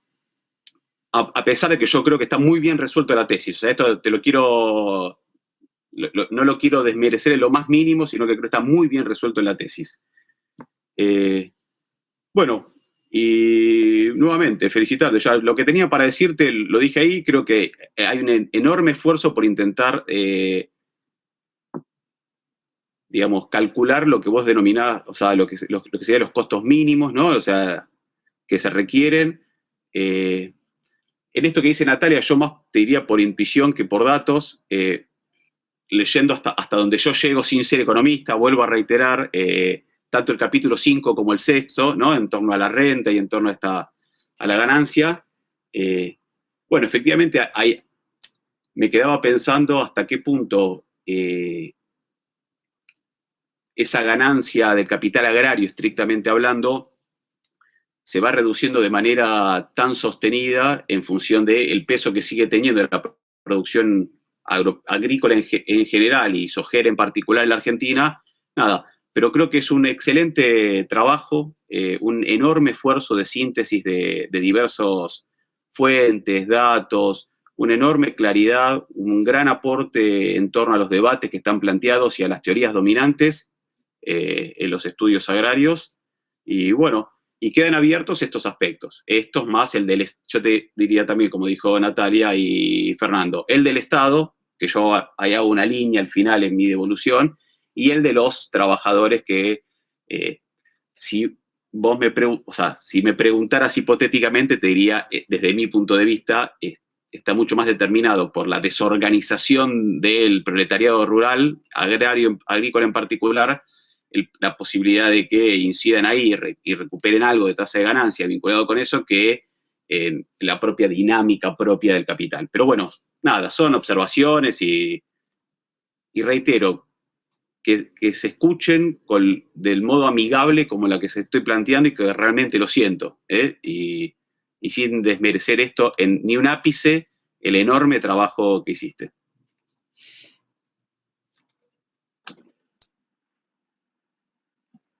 Ahí va. Sí. Bueno, muchas gracias primero por las devoluciones, por la lectura y los comentarios elogiosos, y por las críticas también, porque, o sea, sinceramente muchas de las cosas que ustedes plantearon, yo en una relectura, para preparar la defensa, leí buena parte de la tesis, y algunas cosas yo las leo y digo, esto podría estar más desarrollado. Por ejemplo, lo que dice Fernando, la metodología de los modelos de rotación.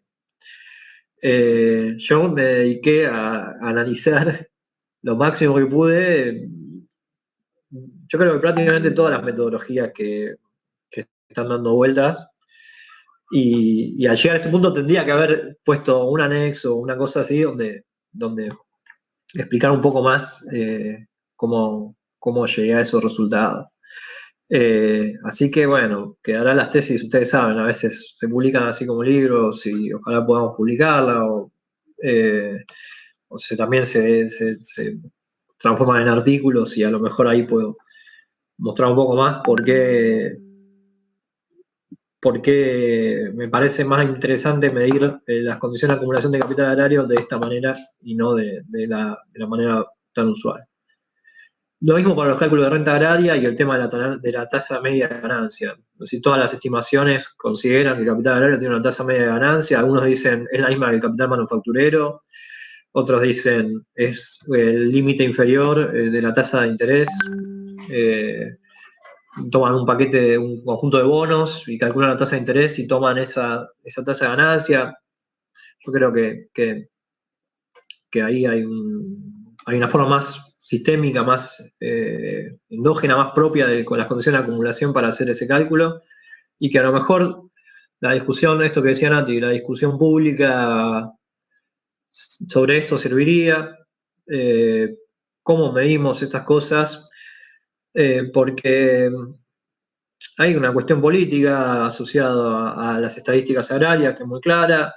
Los representantes políticos, gremiales, corporativos de la burguesía agraria en Argentina dicen que hay mucho Estado y que hay mucho impuesto y qué sé yo, pero después no quieren que se conozca, no quieren que se sepa, no estarían de acuerdo con que hagamos un relevamiento público sobre las condiciones económicas. Y en otros países donde la producción agraria se subsidia fuertemente, como en Estados Unidos, en España, en Alemania, en Francia, en los países europeos, la producción agraria en general se subsidia, y por eso yo creo que persiste cierta pequeña escala, que en Argentina está en vía de desaparición. Ahí hay estadísticas públicas muy desarrolladas, porque si te van a dar subsidio, te van a medir hasta lo que gastas en cualquier cosa, en aplicaciones, en contratistas. Entonces creo que el debate público es importante, básicamente porque el sector agrario es muy relevante para la economía nacional, y es un poco insólito que todos los investigadores y las investigadoras que trabajamos cuantificación de esto tengamos que recurrir a fuentes privadas, por ejemplo, que algún día pueden decir, bueno, no queremos que usen nuestros datos y no tenemos más datos. Te ponen una cláusula de que no se puede hacer ningún análisis basado en esto y no tener más datos sobre las condiciones económicas del capital agrario, etc. Entonces ahí hay un tema para proponer más general sobre la cuestión de las estadísticas, que me parece que es muy interesante, y que pienso que, bueno, lo de Fernando y lo de proponerte a vos, Fernando, como director, como jurado en esta tesis, para mí tiene que ver un poco con este debate. Vos estás en ese lugar muy importante, dirigiendo el doctorado, y por ahí podemos, a partir de alguna de estas discusiones, también proponer al INDEC o a algún organismo nacional o al INTA, etcétera. Bueno, ¿por qué no empezamos a discutir estadísticas agrarias y empezamos a generar mejores estadísticas agrarias? Tenemos algunas muy buenas en términos productivos. Y después, como vieron en la tesis, hay un enorme vacío en términos económicos y creo que es un tema relevante, más en términos generales. Después, a ver, anoté algunas cosas. El tema de las retenciones, estoy de acuerdo. Yo no quería centrar la exposición en las retenciones porque no quería que fuera. Bueno, no quería meterme en un debate que es permanentemente coyuntural en Argentina. O sea, todo el tiempo estamos discutiendo las retenciones. Prácticamente lo único que se discute de política agraria es si subimos o bajamos las retenciones. Y me sorprende que hay mucha gente, esto sí, hay mucha gente que está decidiendo si se suben o se bajan las retenciones que le es muy ajeno lo que yo planteo en la tesis. Por ejemplo, que las retenciones pueden afectar la ganancia capitalista. Porque no están pensadas de esa manera, están pensadas, como planteó Fernando, como una forma de capturar renta diferencial. Entonces hay que analizarlo mucho más de lo que se lo analiza y hay que ser mucho más estrictos en las estimaciones económicas para hacer una política pública de esta característica.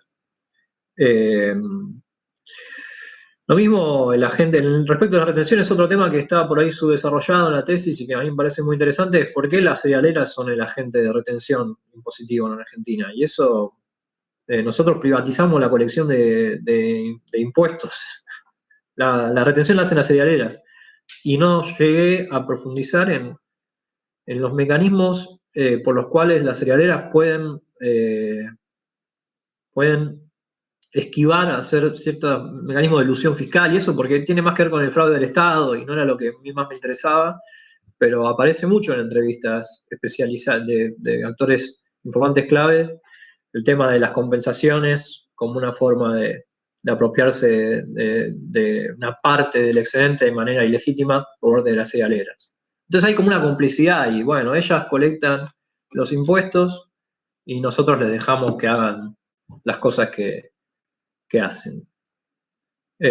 Y no me meto en la discusión de Vicentín, que está ahora saliendo por todos lados, porque no es el tema en sí de la tesis, pero se puede ver ahí también cómo hay una ausencia del Estado, de la capacidad del Estado de tener política, de presionar y de hacer que estos actores mínimamente cumplan la ley. O sea, en algunos casos que cumplan la ley. Así que, bueno, me parece eso. La cuestión de los bajos salarios no lo sé, hay que profundizar. Yo lo que sí me quedó muy claro a partir de la investigación de Juan Villuya y a partir del trabajo en el sector, es que efectivamente los trabajadores contratistas están muy lejos de ser lo que se cree, que se sostiene a veces que son trabajadores súper bien remunerados y que tienen unos... Eso Juan lo desarrolla, lo justifica muy bien.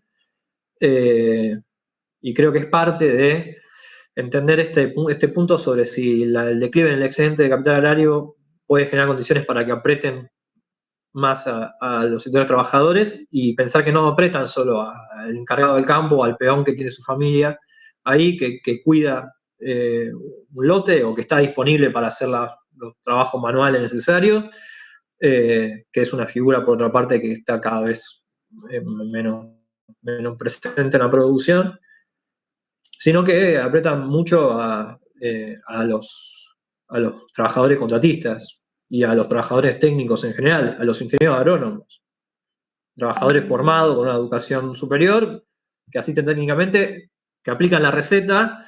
Yo agrego lo de la complejidad, lo de la receta, que yo sí creo que es una receta que es cada vez más complicada. O sea, no es la receta de... Ahí creo que hay un tema donde hay que saber de química, hay que saber, o sea, cada vez más química orgánica, hay que saber cada vez más sobre biotecnología, hay que entender mejor la rotación de principios activos, hay que tener cada vez más herramientas. Yo creo que ahí es donde pasa que queda fuera de la decisión técnica el representante del capital agrario, el dueño, el productor agropecuario. Puede tener una conversación de entendidos y estar un poco en tema, pero la decisión después tiene que ser de alguien que tenga una formación cada vez más técnica y en sí más exigente esa formación. pero esos tipos no le están pagando súper bien tampoco. Al menos no cuando uno lo ve en cómo se vinculan con la producción. Ingenieros agrónomos que asesoran 5.000, 6.000, 10.000 hectáreas, que tienen que estar ahí, o sea, tienen que ir con la camioneta a bajarse, mirar el lote, después mirar el otro lote, después mirar, y así estar todo el día arriba de la camioneta, recorriendo 400 kilómetros. Entonces me parece que ahí también hay una mistificación un poco a veces sobre la superexplotación en el sentido de, o las tasas de explotación, para no hablar de superexplotación, en el sentido no solo de lo que pasa con los trabajadores más descalificados, sino lo que pasa con trabajadores muy calificados que están con un nivel de exigencia laboral altísimo. No quiero decir que ellos estén en conflicto con el capital agrario necesariamente, o sea, es su empleador, pero es lo que uno puede ver a partir de ciertas experiencias de campo también. Bueno, a ver, esto yo me anoté muchas cosas, pero bueno, creo que está bien, si les parece, como me quedo con las devoluciones. Lo que voy a hacer es tratar de retomar algunas de estas líneas que me fueron planteando. Lo de Diego Fernández, sí, no leí su tesis, esta tesis y libro no la leí, lo que sí leí y llegué medio tarde, lamentablemente, fue a su tesis que está publicada en la página de la Facultad de Economía, que es su tesis doctoral. Llegué un poco tarde, sí, lo conocía su trabajo obviamente a partir de los artículos que tiene, de haberlo cruzado en algunos congresos y bueno, es una referencia para esto, para mí. Además, muy sofisticado para trabajar indicadores. A veces el trabajo del Gini que me recomendaste en la predefensa, cuando lo dije, bueno, está en otro nivel, ese nivel de trabajo metodológico que él propuso con el tema del Gini, así que bueno, queda para seguir profundizando y ojalá él pueda acceder a la tesis o a algún artículo, podamos discutir un poco, a ver, para intercambiar ideas. Así que, y voy a leer el formato libro de esa tesis. Y bueno, por mi parte, si están de acuerdo. Bueno, buenísimo. Entonces, le pregunto a los y las jurados si tienen algún aporte final. Si no, le preguntamos a Adrián también si quiere hacer algún comentario antes de avanzar con el dictamen. No, realmente, digamos, felicitar a Rolo por el laburo que hizo, tiene una capacidad de trabajo enorme, audacia también, cuando me venía a plantear lo que quería hacer, no estaba seguro de si iba a poder, y lo logró, digamos, ¿no? Además, me parece que realmente, como ya dijeron los jurados, a los que les agradezco, es un aporte significativo. Es más, en el caso de nuestro equipo, digamos, donde veníamos estudiando los procesos de reestructuración en distintos sectores, el agro era un vacío y Rolo, digamos, hizo un aporte enorme en general y para nosotros en particular, digamos, ¿no? En la comprensión de las transformaciones en la estructura agraria. Así que, nada, todo mérito de Rolo. Bueno, gracias. Bueno, muchísimas gracias entonces. Rolando y Adrián, les pedimos que por un ratito abandonen la sala tocando el botón rojo, hay que cortar directamente y les mandamos un WhatsApp cuando estemos en condiciones que vuelvan para la lectura del dictamen final. Bueno, muchas gracias a todos de vuelta, a ustedes, a Adrián y a Natalia, Fernando y Pablo.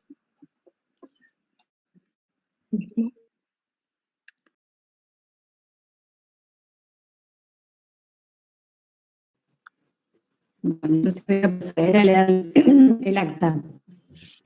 En la ciudad de Bernal, a los 14 días del mes de octubre de 2020, 11:30, los que suscriben, Natalia López Castro, Fernando Porta y Pablo Volkin, constituidos en jurado de evaluación de la tesis doctoral Transformaciones estructurales, concentración y centralización del capital en la cadena productiva de cultivos extensivos 1996-2018, de heterogeneización a la homogeneización, dirigida por Adrián Piva, se discutir sobre el trabajo del doctorando, Rolando Gabriel García Bernado, DNI 32.845.391, y manifiestan que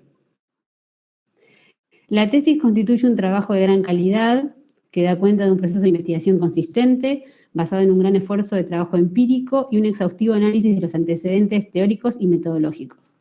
La tesis está correctamente escrita y resulta de lectura fluida, presenta argumentaciones coherentes y acordes a los objetivos planteados. La secuencia de presentación desde niveles de mayor generalidad hacia aspectos más detallados facilita la comprensión de los argumentos expuestos. Entre sus principales contribuciones se destacan la novedad de los procedimientos empíricos que sobrepasando las limitaciones de las estadísticas disponibles, la demostración del proceso de concentración y centralización del capital predominantemente en las unidades de tamaño intermedio, la elaboración de nuevas estimaciones de excedente por cultivo y región, la estimación de los determinantes principales de la tasa de excedente, la generación de una metodología para distinguir en el marco del excedente agrario los componentes de ganancia y renta, la identificación y jerarquización de los conflictos al interior de la cadena cerealera y la articulación de fuentes cualitativas y cuantitativas, en particular de entrevistas informantes clave que aportan elementos novedosos a este tipo de análisis. Durante la defensa oral se retomaron los principales nudos problemáticos de la tesis, así como las observaciones realizadas por el jurado en los predictámenes.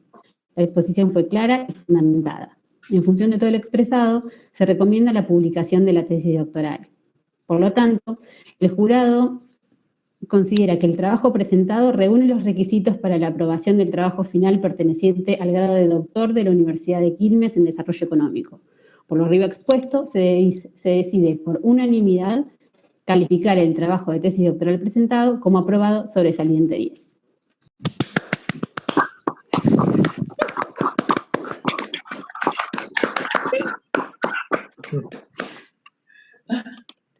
Felicitaciones. Gracias. Bueno.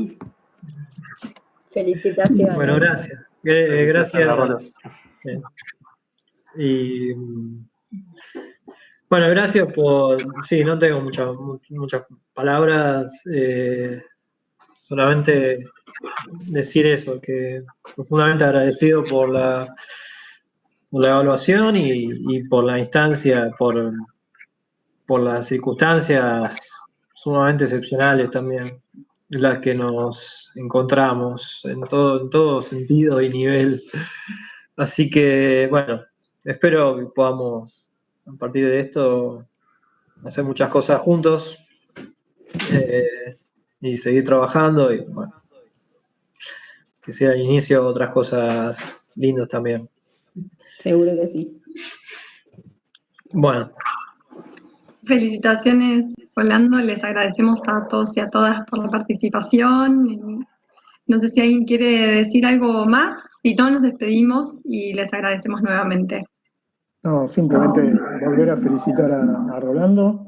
Ha sido un gusto poder interactuar con él en toda esta trayectoria y espero efectivamente que podamos seguir armando cosas en común. La idea esta de generar por ahí en el marco del doctorado un debate en particular sobre estas cuestiones en un momento en el que tus circunstancias personales lo habiliten mejor, le vamos a dar para adelante con esa idea.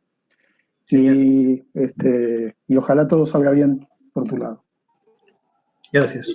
Yo también en ese sentido, en principio una enorme felicitación, Rolando, es un momento importantísimo, o por lo menos yo lo viví así cuando me tocó, digamos. Sí, así también, bueno, felicitaciones a Adrián, a quien conozco, digamos, por quién, o sea, y también entiendo, hay un gran laburo, es más, por momentos me causaba gracia porque hay algunas formas de expresión de Rolando que estaba escuchando a Adrián más que a Rolando, o sea, era llamativo. Nada, y ahora te diría también como padre, nada, a poner todas las energías en donde hay que ponerlas. O sea, yo creo que ahora nada. Así que bueno, muchísima fuerza para eso, que me parece que hoy, nada, la pequeña alegría tiene que ayudar a poner la fuerza en donde hay que ponerla. Así que gracias. Muchísima suerte. Gracias. Bueno, yo también, o sea, en el mismo sentido, felicitaciones una y mil veces, de nuevo, de toda la energía ahora para Almita, y obviamente estamos todos al pendiente y a disposición para lo que necesites. Y siempre además, o sea, en este plan de seguir trabajando juntos, o sea, siempre está bueno seguir fortaleciendo la pata agraria del IESAC, que viene medio cascoteada, pero ahí seguimos. Y seguir sumando compañeros con este nivel de compromiso y de trabajo, digamos, con gran seriedad, y bueno, y toda esa calidad humana y toda esa energía que mostraste además, afrontando esta situación que, de nuevo, es una alegría enorme, pero también tiene su dificultad por la circunstancia tan especial. Bueno, un gusto como siempre. Bueno, ya nos veremos pronto. Seguro. Bueno, muchísimas gracias.